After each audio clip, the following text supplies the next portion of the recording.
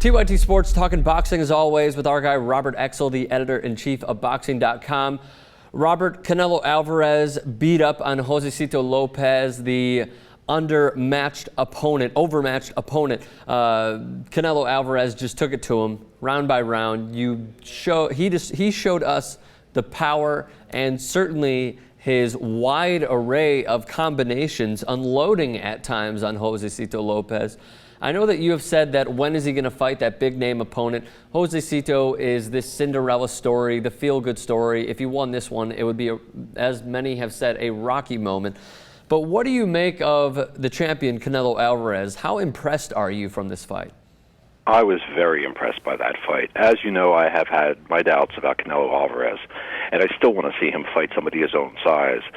Yet, he put on a brilliant performance. Watching him was really a thrilling exhibition. His power is extraordinary. His ability to cut off the ring was really incredible. It wasn't as though he didn't get nailed, and albeit by a smaller man, but he got nailed several times, which makes for interesting prospects in the future. But Canelo really came to fight, and he really fought a brilliant fight, and I do believe that he's got a big future in this sport. 41-0 with 30 knockouts, and he retained the WBC light middleweight title, did Canelo Alvarez. His punching and his, again, combinations were very impressive to me personally, but talk a little bit about him cutting off the ring on Josesito, consistently backing Lopez up in the corner over and over and over. Another thing to take away from Canelo, don't you think? Absolutely another thing to take away. And yet, it wasn't as though Josesito didn't oblige him. He kept on retreating to the ropes, which, of course, is the worst possible place for him to be. He doesn't want to be in a position where he cannot escape Canelo's punches. But again, Canelo had been landing so much, really, from the opening round, that he had just really worn down Josesito. And Josesito has a heart the size of Massachusetts. There's no question about it. He came to fight. He fought the best fight he could, landed several shots, stung Canelo several times, but Canelo sort of shook it off. It was like it was like a Sherman tank being hit with spitballs. He was not about to be deterred, and again, he did everything he needed to do and fought an absolutely perfect fight. And I'm looking forward to him fighting again in the not too distant future. I wouldn't say that it was spitballs to a tank. I would say it was a Glock to a tank, because you know what? He was landing a few punches there in the fifth round.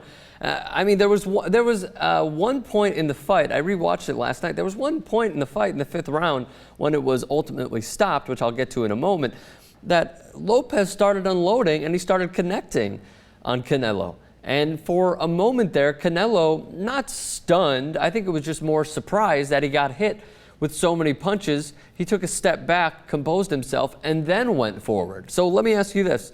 With Lopez landing those kind of punches in the fifth round, granted he kept getting backed into the corner over and over and over, do you think it was a good stoppage?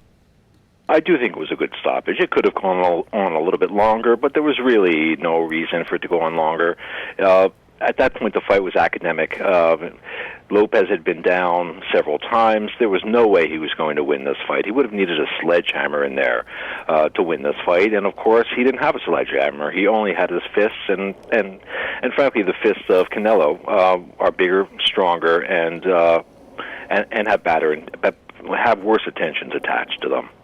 Canelo Alvarez, after the fight, talking to Showtime's Jim Gray, said that he would be willing to fight Miguel Cotto. He would be willing to fight Floyd Mayweather Jr. Who do you foresee being his next opponent? Can you possibly see him fighting one of those elite fighters, or do you see him having one more? I don't want to take anything away from his next opponent who's not Mayweather or Cotto, but not as elite. Well, I think he's ready for Cotto. I think a fight with Cotto, he would probably win, actually, at this point, given that Cotto is somewhat diminished, albeit not a great deal diminished. But I think if he were to fight Cotto, he'd probably win. I don't think he's ready for Mayweather, but yet I'm not sure that either of those fights are going to happen, because Canelo is not making the decisions as to who he fights next. His promoter is making these decisions for him. And Canelo, as you know, just fills the MGM Grand. I mean, he's a huge attraction proven here in the U.S. as well as in Mexico.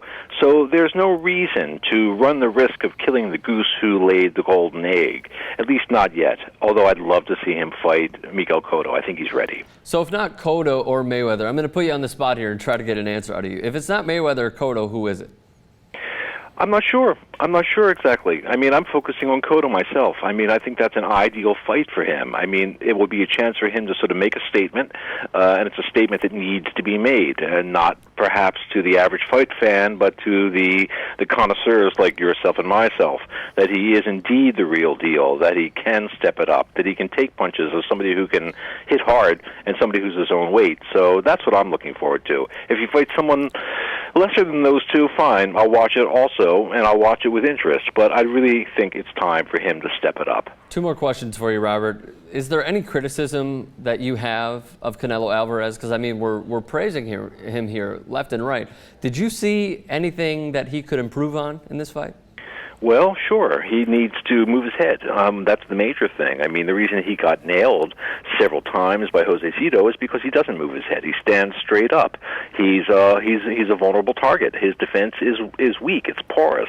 That's something that it would be great if he were to improve, but even though he's only 22, he's been at this game for a long time. He's really a veteran in a sense, and the habits he's established are going to be very difficult to change at this point. So he's vulnerable. He's there to be hit. Whether or not he fights somebody who can actually hit him and do some damage is something I hope to see in the not too distant future. Very lastly, the undercard, one of many on this card for Showtime at the MGM Grand. Jesus Soto Caras against Marcos Maidana. One of the more thrilling fights that we have seen on Saturday night, that we saw at least on Saturday night.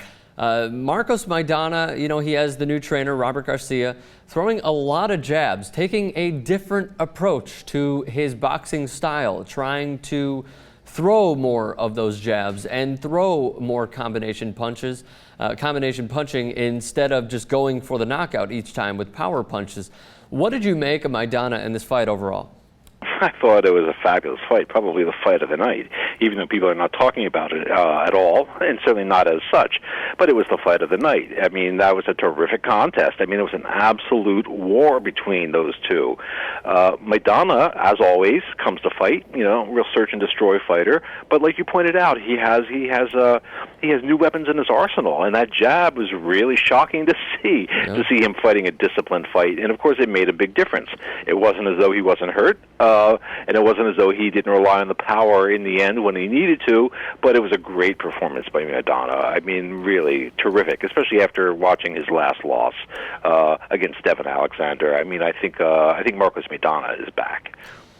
Well, we at least hope so, because he is always a formidable opponent in the welterweight division and many others, and for many other opponents. Yes, he was completely outclassed in the Devin Alexander fight, but overall, I have to agree with you. It appears that he is back.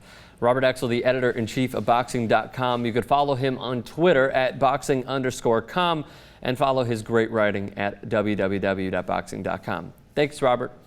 My pleasure. See you soon.